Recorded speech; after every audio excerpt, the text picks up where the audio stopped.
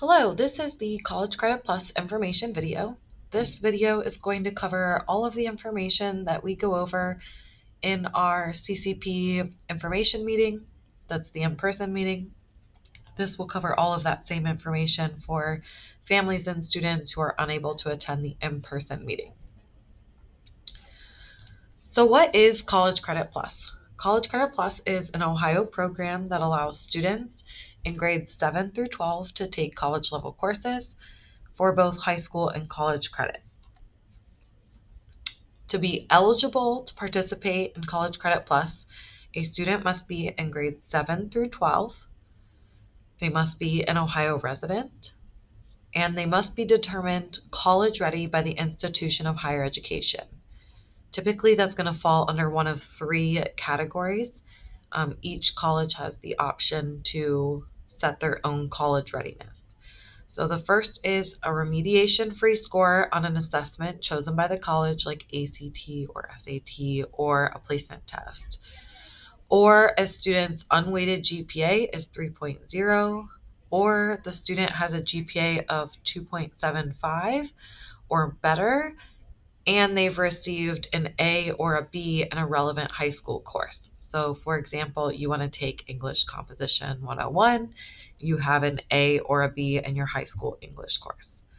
Those would be examples of CCP eligibility. But what does it really mean to be college ready? So it's more than just meeting those expectations or those benchmarks set by the college and the state. You should also consider if your student is emotionally and socially ready for college expectations, for that transition to college, especially Milford students, because we do not offer at this time any CCP courses on campus. Students who are attending CCP courses are attending either on the college campus or virtually online in virtual college classrooms. So you need to make sure that your student is emotionally and socially ready for that transition and for those expectations. You should also consider whether your student has the time management skills and organizational skills to handle those college level courses, because unlike in a high school classroom where a teacher is breaking down a big project into smaller deadlines, helping students figure out how to study, those types of supports are not in place in a college classroom. So if your student is needing those or taking advantage of those, has not quite built those skills out, then perhaps it's better to wait a year to participate in CCP. So some general information about CCP. Milford does allow students to take both Milford and CCP courses. You do not have to be full-time one way or the other. CCP courses are weighted based on the equivalent honors or AP course. So those GPA bumps are awarded by semester. It's a 0.030 bump that's the equivalent of that AP bump. The grades are applied to both high school and college transcripts. So the college transcript and the GPA for your college courses will follow you to post-secondary education. Students can take 30 credit hours per school year and up to 120 hours over their high school career. And then if they're part-time CCP or part-time Milford, any classes taken at Milford do count towards that 30 hours per year. Okay, so some additional general information. Students are still a part of Milford High School. They're invited to attend all social events. Student athletes who plan to participate in Milford High School athletics need to let their counselor know, so that way we can make sure that they are eligible based on their CCP course schedule. Students still have access to their Milford counselor. They also have access to a college advisor. So Milford counselors can help with graduation requirements and managing Milford CCP schedules. But students really need to utilize their CCP advisor, their college advisor, for any class or professor issues and concerns. Mostly because your CCP advisor is going to have access to those class and professors, whereas a Milford counselor does not. So college credit plus some benefits versus some risks. So some benefits are that you earn college credit when you pass the course. You don't have to take an exam at the end of the course. You don't have to worry about whether the exam is accepted. You earn the college credit when you pass the course. There is a potential to reduce the time spent in college. So if you choose your coursework wisely, also known as taking a look at what your potential majors might require and then taking classes that fit with that major, you could reduce the time that you spend in college. It does give you an option to explore college and career pathways that interest you, so you don't have to stick with one major. You could take a course in a couple different majors to figure out which area is the best for you. You can also complete your general education requirements or your prereqs for Milford or college courses. So if you are a student who is definitely going to go into engineering, but you want to get those general ed requirements out of the way, the requirements that the college may have in English or humanities, you can do that by taking CCP courses. There are some risks. It could have a negative effect on your GPA, both college and high school. And for that to happen, you don't even have to fail a course. You just withdraw after deadline, and the W goes onto your transcript as an F. That's for both college and high school. It has the potential to affect satisfactory academic progress. This is a term used by federal loan and scholarship organizations, which basically says that a student should only require X amount of credit hours in order to graduate with a degree. So if, for example, you took 120 hours of CCP credits before you even got to college, and then you have to meet your major requirements once you're in college, it could come up a little high. Now, there is an appeal process for that. Another part of satisfactory academic progress is your GPA. So if you were to fail or withdraw from CCP courses, this would impact your GPA, which could impact your federal loans and scholarships based under satisfactory academic progress. So just something to consider. Another piece about withdrawal or fail is that if you withdraw or fail a course, you will be financially responsible for that course. So just something to keep in mind that those fees can be as much as $500 per course, all the way up to $800 per course. It really just depends on the credit hours and how many courses you withdraw or fail from. There are some out-of-state and private school admissions considerations. So if you attend an in-state Ohio public school, any and all credit taken through CCP will be transferred. That's just the end of the story. So in-state public schools, 100% of your credits will transfer. If you're applying to out-of-state or private schools, it is going to be up to those schools what they accept and how they accept it. So you still get the credit. Most of the time you're going to get full credit, but it might not count towards your major, or it only might count towards general ed. It just depends on that out-of-state and private school and how they accept those courses.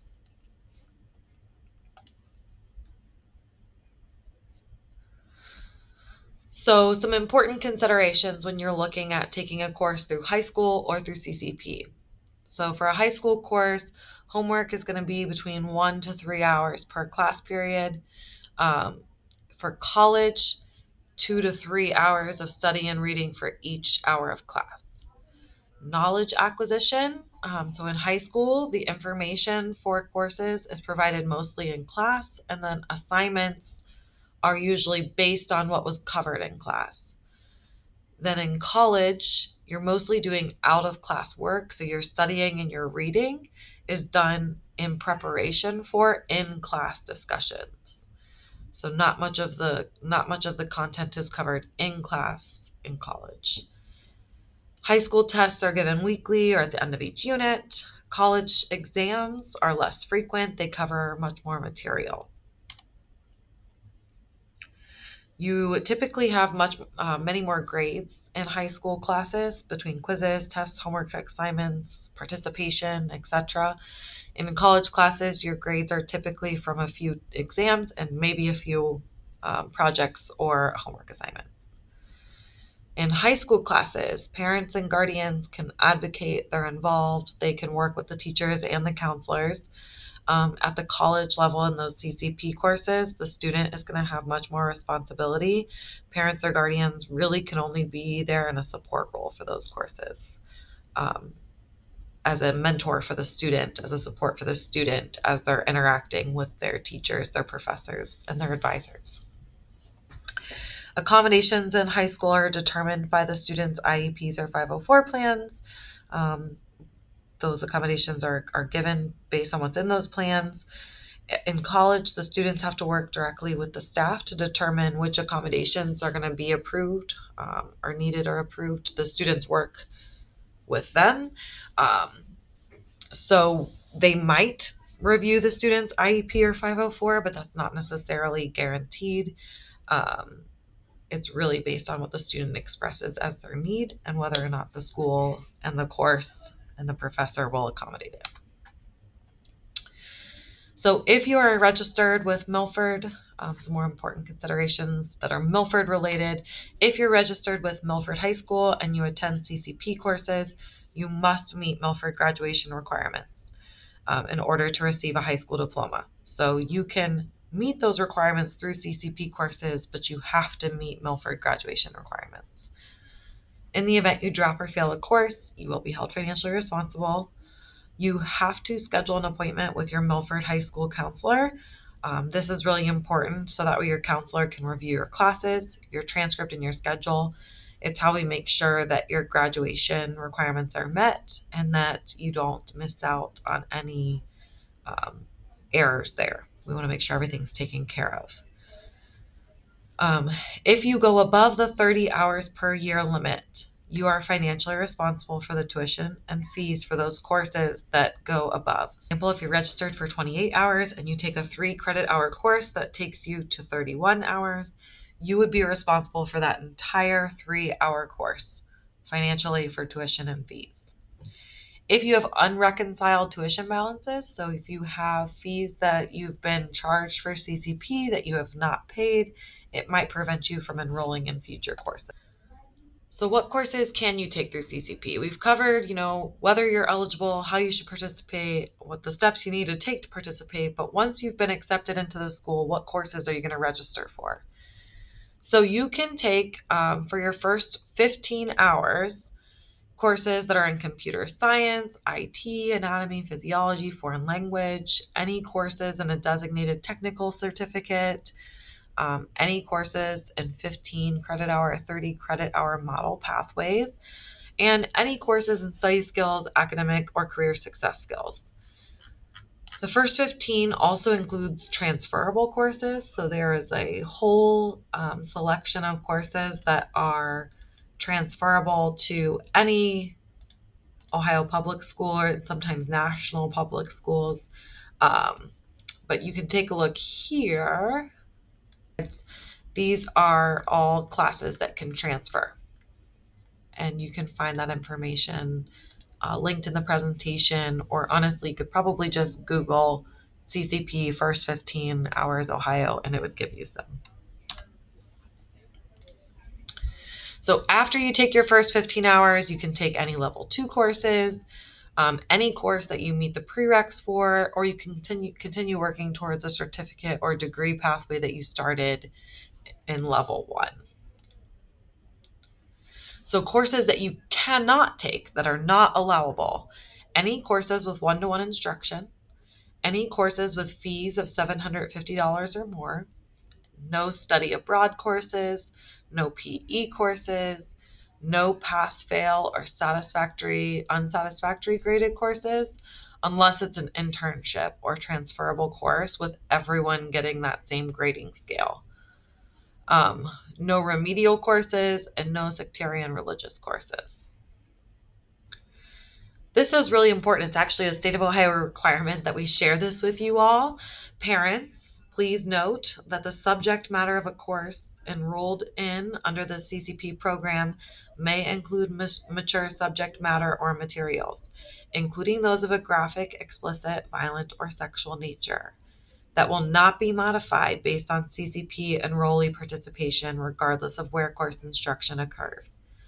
What the state is trying to make sure all parents are aware of is that if your student takes a college credit plus course, that content could be mature and it will not be modified, even if your student is taking that course online, on a high school campus, on a college campus.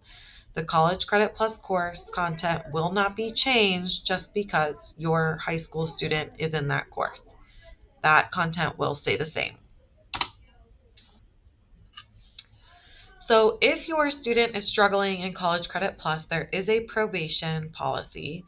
Students who have a lower than 2.0 cumulative GPA with their college courses are considered underperforming. Also, if a student withdraws from or receives no credit for 2 courses in one term, that is considered underperforming as well. A student is then considered ineligible if they're underperforming for 2 consecutive terms. So consequences for these probation levels for underperforming students. Students, after they are determined to be underperforming, can only register for 1 course for the next CCP term. And then dismissal for an eligible student. So if a student does not raise his or her GPA, the student can be dismissed from the CCP program. This is something that would be communicated to the student and family when grades are received by the high school. All right, so next steps. You have viewed the CCP night presentation, either this video or you've viewed or you attended the meeting. So your next steps from January to May: confirmation of participation in the letter of intent. The deadline for the letter of intent is April 1st. So you would go here to this College Credit Plus letter of intent, student information, and then you'll go on to answer questions about receiving information regarding, benefits, risks, financial responsibility, etc. So that's kind of the next step between now and May. Deadline for that is April 1st. Also between now and May is where you'll find a college to apply to. So CCP college options. Any public 2- or 4-year college in the state of Ohio offers a CCP program. You can check out this college options, CCP college options. These are places where most Milford students take their courses. We've put together a handout that shows the college, general information about that college, their CCP information, and then their application information. We've also included contact emails for those that we have contact information for.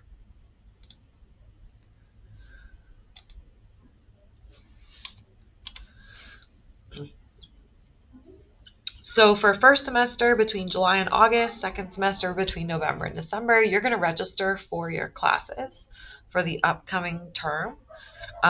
You can check out our CCP course crosswalk.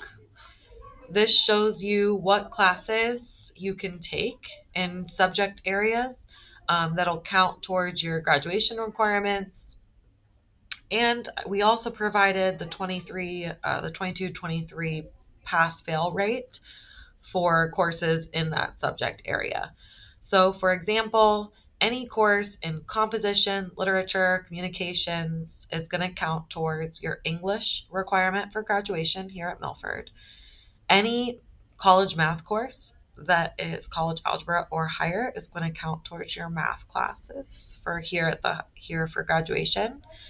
Any college science course, biology, general chemistry, climate and biosphere, stars and galaxies, any of those courses are going to count towards your science requirements for graduation, for high school graduation. We've included social studies, financial literacy information, And then electives are varied. There's lots of information there. You can also refer to the course substitution crosswalk, the state of Ohio's course substitution crosswalk. That has some more detailed information as well. After you've selected your courses to register for, you will bring your schedule to meet with your counselor, your Milford counselor, so we can make sure that your Milford High School schedule is updated. So that might be, for some of you taking full-time CCP, you bring us your CCP schedule, we can remove your Milford High School schedule entirely. For students who are part-time, it might mean that we try to set it up so that way your red day classes are at Milford and your white day classes are open for CCP. But you need to have that meeting with us in order to get that scheduled. And then last, if you make any changes to your registered classes after that meeting with your counselor, you need to notify your counselor right away, preferably before you make the changes, so we can help you determine if there are any unforeseen consequences. You'll need to keep track of deadlines, withdraw and drop deadlines, and all of that as well. If you have any questions regarding CCP, you can reach out to me at emmons_e@milfordschools.org. I'd be happy to help you answer those and to help kind of guide you on those on this process. Thanks for watching.